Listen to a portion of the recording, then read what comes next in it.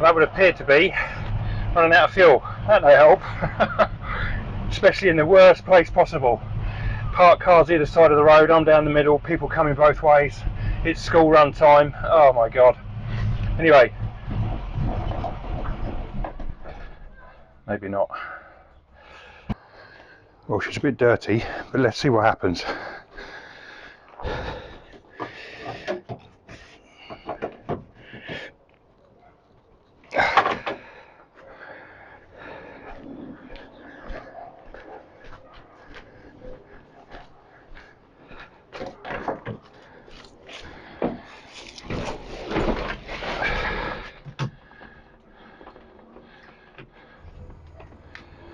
Fuel pump's going.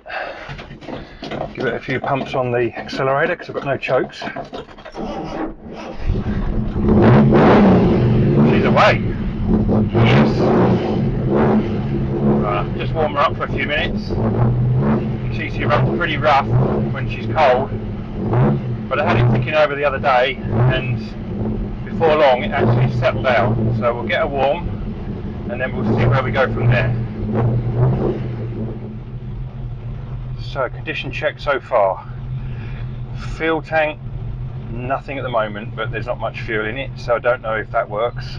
Temperature gauge, not moving a bit, so quite likely that's not working. Voltmeter, yes, that's good, so it's charging. We've got 40, maybe 50 psi on the oil in the engine, which is fantastic, and we're ticking over at somewhere around about 800-900 revs. So okay with that. It's just been running for about 3 or 4 minutes, and so far so good. We've got horn, that works, so happy days on that side of things. We do also have indicators.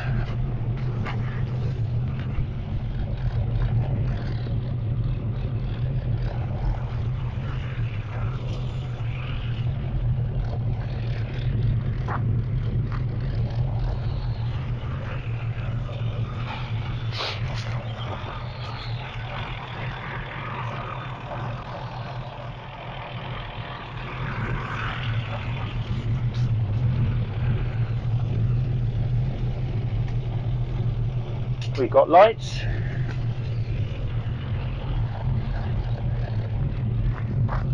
Just about see them.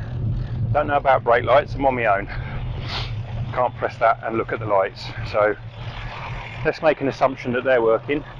We've got headlights as well. Can't show you the main beam, they are working though, because obviously it's a lovely sunny day. Look at this beautiful blue sky. What a day to be taking out a Mk1 Capri 3 litre. Oh, I can't wait. Now you can tell she's pretty much settled down now. Still a bit lumpy, but now she's warmed up a bit. Actually, not too bad. I mean, it's not great, but nonetheless, she looks a dream. I love the patina on it. I really don't know what I'm going to do with this car, but anyway. Wow, what a car. Anyway, let's see what she can do.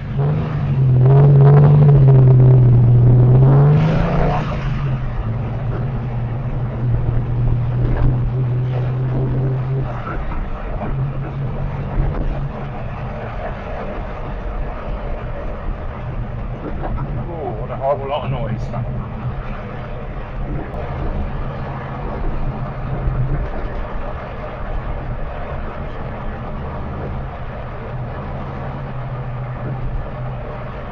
That's a lot of noise on the back.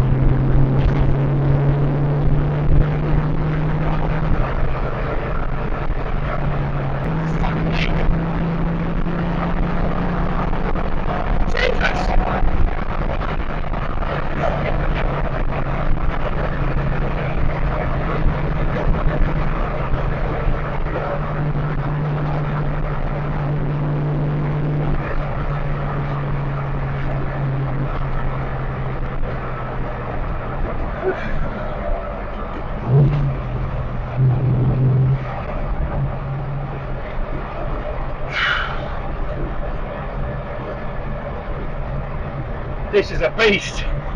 My God. My God.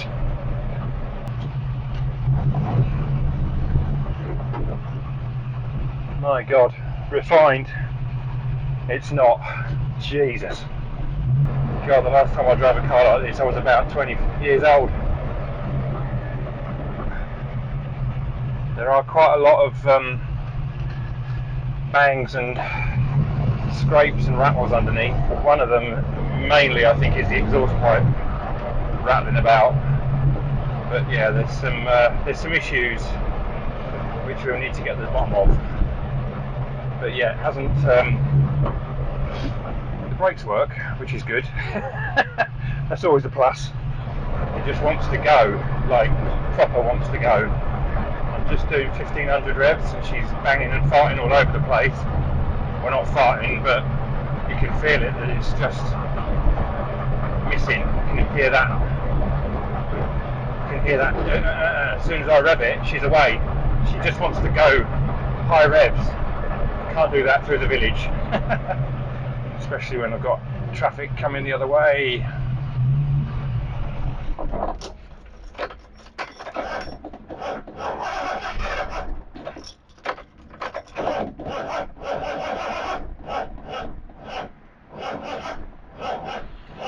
What a place to stop. That would appear to be running out of fuel. That may help. Especially in the worst place possible. Parked cars either side of the road, I'm down the middle, people coming both ways. It's school run time. Oh my God. Anyway. Maybe not.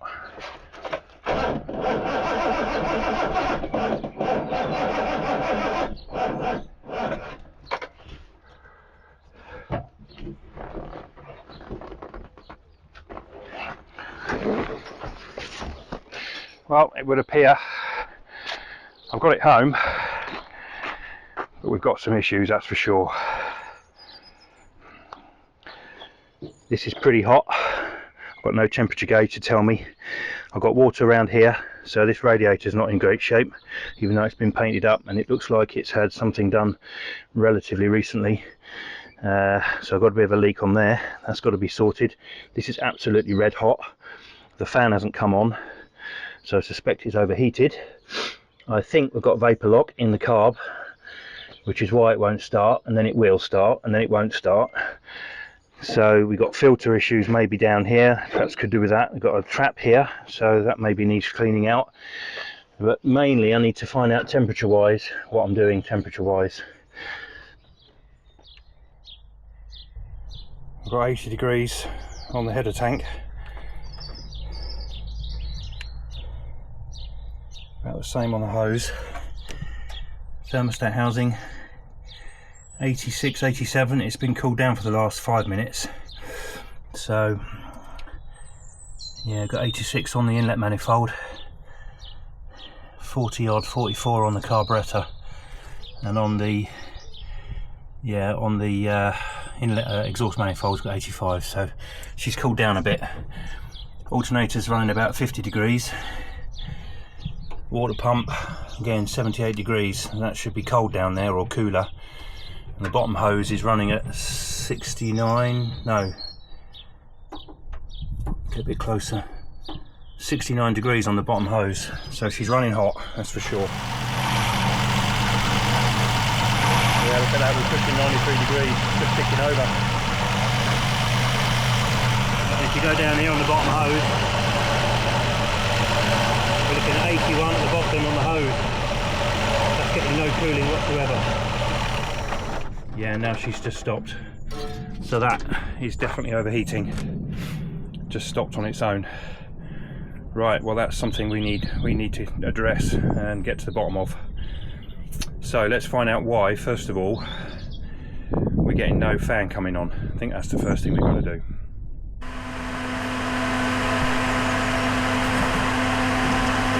Okay, well I've hooked up 12 volts to the fan and the fan works, so we're all good there.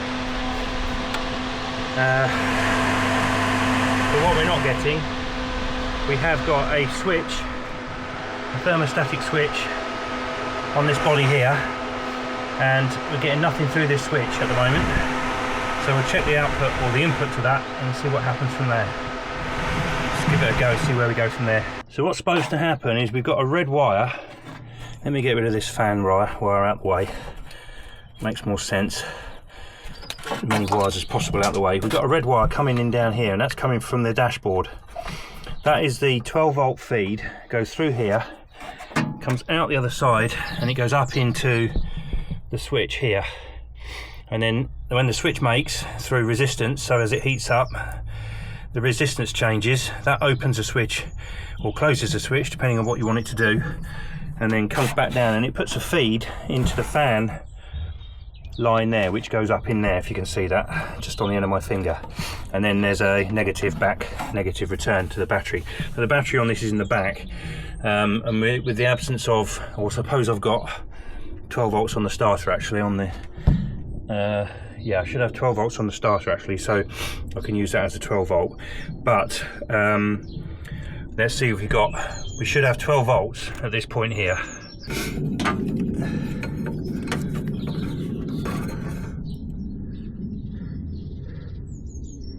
We've got 11 volts, 11.9. So that switch appears not to be working. Just double check.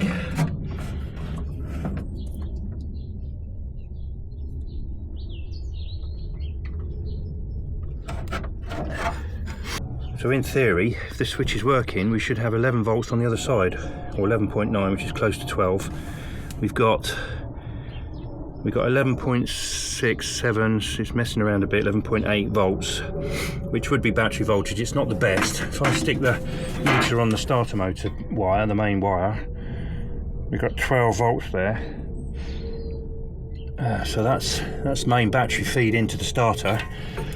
We've only got 11 at that point, but it's pretty hot and there's nothing coming through the other side, 0.2 of a volt.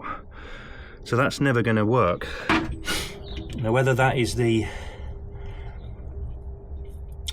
switch, I'm assuming it must be the switch that's faulty.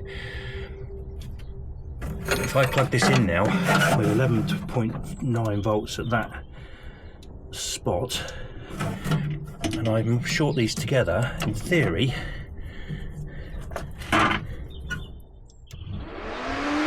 yeah, you've got it. So that's working. So it's a switch that's faulty. It's this thing, this switch that's faulty. That's gone wrong. So with that, it's never going to cool down. Right, so we know that that's an issue.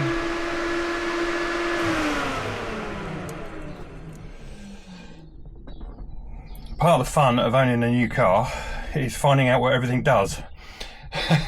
And yeah, this is going to be a massive learning curve. Now, thankfully, it's a 70s car, so everything is pretty simple. There's not really much rocket science involved with one of these things. There really isn't. We're not talking computer modules and all that. It is basic switches, positive 12 volts in, negative return to the battery, through the chassis, happy days, get good earths, good feed, and everything will work. And I've just noticed, I wondered what fan meant, because actually we've got the fan control here, which works. That is the fan for the heating, and we've got fan here. Can you hear that? That's the 12 volts coming from the battery to a switch out to the fan to turn the fan on. So in the absence of or rather, no, not in the absence, I'm talking rubbish there. So you can switch the fan on and off. Not quite sure why you'd want to do that, because this should be an override for the switch. So that's probably a better way of doing this, I would say. Make this an override so that if the thermostat doesn't work, or the thermostat switch doesn't work, you can switch it on here and cool it down that way. Clearly this temperature gauge does not work, that is not moved, and we've obviously got to pretty much 100 degrees centigrade on the engine, certainly 95, so that temperature gauge is not working for whatever reason. And it's the same thing, so it works in the same way as that thermostat switch. It heats up, the resistance changes, and you get a reading on the gauge. Could be the switch on the engine, it could be this gauge. But either way, we've got to find out why it's not working. So let's go look for that. And I'm pretty sure our temperature switch is this one here. And I think it isn't very old. You can see that it looks pretty clean and tidy, if I'm honest. So I don't know what's happening there. We'd better measure that and see what the resistance is doing, because it's the same scenario as the thermostat switch for the fan itself. So we'll stick a meter on there and see what's going on. So we've got 158 ohms on the top of that switch down to ground. There's only one wire to it, so that means it grounds itself through the body of the switch, through the inlet manifold, through the engine block, back to the battery. It's staying pretty constant at the moment. I'm not sure what the readings are for this, I don't know. But what we've got to do is see what happens as it cools down and see what changes. So it's sort of moving around a little bit, but not a huge amount. Let's try the thermostat on the hose again and see if that's changed.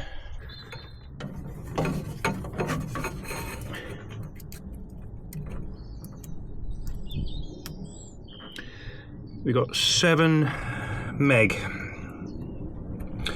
on resistance. So I think we let that cool down and see what it ends up. So now this switch has cooled down, we've got absolutely no continuity through it at all. Open circuit. So the switch is doing something, but clearly it's not doing what it should be doing, which is turning on that fan when it gets hot. So there's something wrong with that switch, so it looks like we're going to have to get a new one of those as well. Next thing we ought to do is trace that wire from the temperature switch back to the dash and see what happens, and see if there's an issue there. So when we look at the wiring diagram, we've got 3000 GT right hand drive. Shouldn't make any difference because we're only looking at temperature and fuel gauge as well, because interestingly, temperature gauge number 51, fuel gauge number 50, neither of which are working on the dash. So we check the resistance on the switch, and I'm going to check that again in a moment because it will have cooled down a little bit, and hopefully we'll be able to see what the difference in resistance is. But the common component between these two is this number 44, which is a voltage regulator, and we've got a wire going to that to feed it. We've then got a wire coming out of the temperature gauge, and that goes green-blue goes off to the temperature switch, which I think is this one here, 22. If we follow it down, we can see green-blue just there, green-blue on the other side of the plug, and then it comes into these lines here, up and onto 51, and then 50 has got a green-black which goes off to the fuel sender. And we'll come back to that later, but I think the common problem may be this voltage regulator. It's got a white coming to it from the ignition lamp, and that white is coming from the ignition switch. So when you turn the ignition switch on up here, 72, you get a switched white, or switched 12 volts through that white wire, and it goes off to various different places. One of the places is the ignition lamp, which makes sense. We've got the light lamp that lit through the brown yellow, which goes off to the alternator, and the voltage drop on that tells the alternator to kick in and start charging. That's what that's for. And if it stops charging, you know the light, and the light comes on. That's how you tell. So there's a switched positive, comes to the lamp, turns the lamp on, but it also comes down off the back of the same connection to item 44 voltage regulator, and then presumably the voltage coming out the bottom is going to be less than 12 volts, goes up into the temperature sender, and it's also bridged across and goes into the fuel gauge as well. So that's what we've got to find, that voltage regulator, and that's in the dash somewhere. Right, so got a bit of a problem. Trying to get to the back of the dash, because that's where I think that voltage regulator is.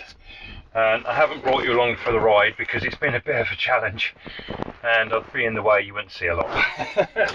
This is a pig of a job. There was a screw under here, in there was a bolt or a nut there around the corner on a slot, there's a broken screw here and then another screw on the side here, and it's all free, as you can see, except for this broken screw which has been tried to be drilled out, and half of it's still in, and I reckon that's what's holding this back, so I can't pull it right back.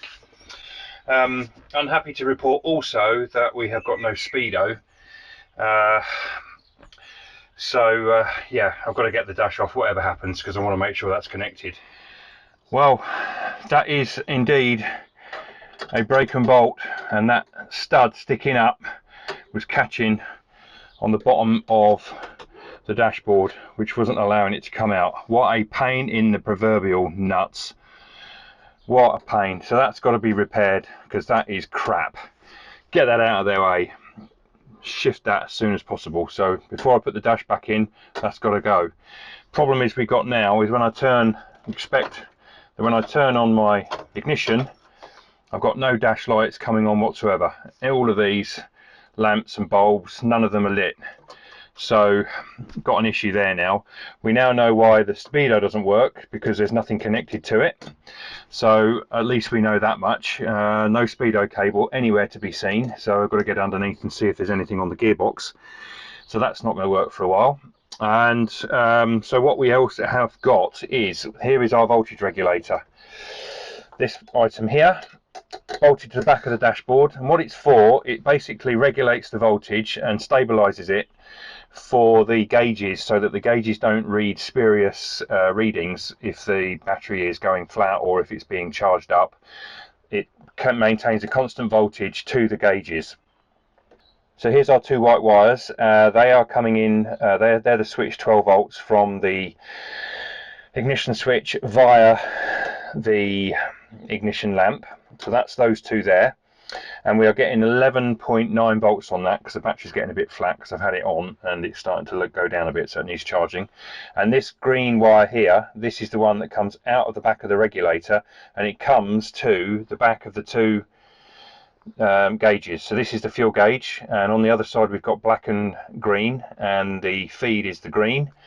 And the one on this side is the feed is the green. We've got two there because it bridges out and goes across to the fuel gauge, because it goes to the temperature gauge first.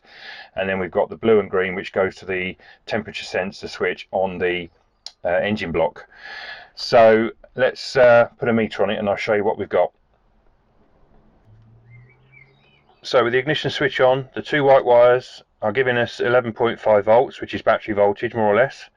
So that's good. So we've got a feed going into the regulator, but on the other side, this is what's happening. It's an auto ranging multimeter, so it does give a bit of a spurious reading, but we've got no stabilised voltage coming out the other side. Well, what have we learned? Well, we've learned that it runs rough. We've learned that it's flipping leery to drive. It don't half want to pull. It's got some grunt to it, that's for sure. More than I expected. It makes a lot of noise, which I think a lot of that is the exhaust pipe banging underneath. We've got some strange bearing noises, either back axle, I hope not, maybe gearbox, I hope not, but we just don't know the history of this thing, really, not properly. We don't really know quite what I'm dealing with at the moment. I've got a lot of issues to fix. But first of all, I've got to get this thing running a bit better than it actually does, and get this cooling business sorted out. So we've got to get the temperature gauges working and the fuel gauge, and I think I need to get a new one of these, which is the voltage regulator stroke stabilised supply for the gauges. So yes, I think I've got to sort that out, find out what this is. It's got Ford written on it, so it should be available. I don't know if you can see that, it might not focus, but yeah, got to get that done, because we need to know how much fuel we've got in it. Do some research on this voltage reg, see what I can do with that. As I said, we know that the speedo doesn't work because there's no cable connected, so that's another thing we've got to sort out. We've got to sort out all this cat's breakfast of wiring and everything else in the back of here, tidy all this up. This has all got to go back. I managed to get that bolt out of there, which is really good. That just screwed out in the end. I don't know why it had to be drilled out, but it was causing some issues, but it's gone now and I can put a new screw in there, so that's excellent. What a game. So, but this is the fun of old cars, isn't it? I mean, crikey. Yeah, I mean, I don't know what I've got here. I've got a solid body at the moment, and I've got an engine that just about runs, which clearly needs some tuning. Carburetor might need sorting out, gearbox might need sorting out. But having said that, these are Capris.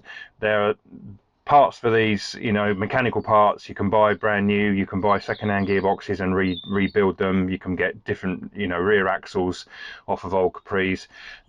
It's, you know, it's all doable, absolutely 100% doable, and I'm excited to get this as a project and do things to it. I wanted to drive it. It's clearly very leery, so it's going to be good fun, but I've got to get loads of issues sorted out, so there's lots to see and do. So if you want to keep up with what we're doing, like and subscribe and comment and share to your friends. Everybody coming on board, really a great help to us on our channel, and we're pushing almost 900 subscribers as of today, and it's really good. And I think that the Mini and the Capri, and also I think a tractor video I did the other day, is doing pretty well, so I'm quite happy with those things going on. We've got all sorts going on our channel, and just to keep the interest alive, we dip in and out of this, that and the other, and our Capri is one of the things that I'm doing. So keep up with what we're doing, get on board, enjoy the ride with us, and till the next time, take care and bye for now.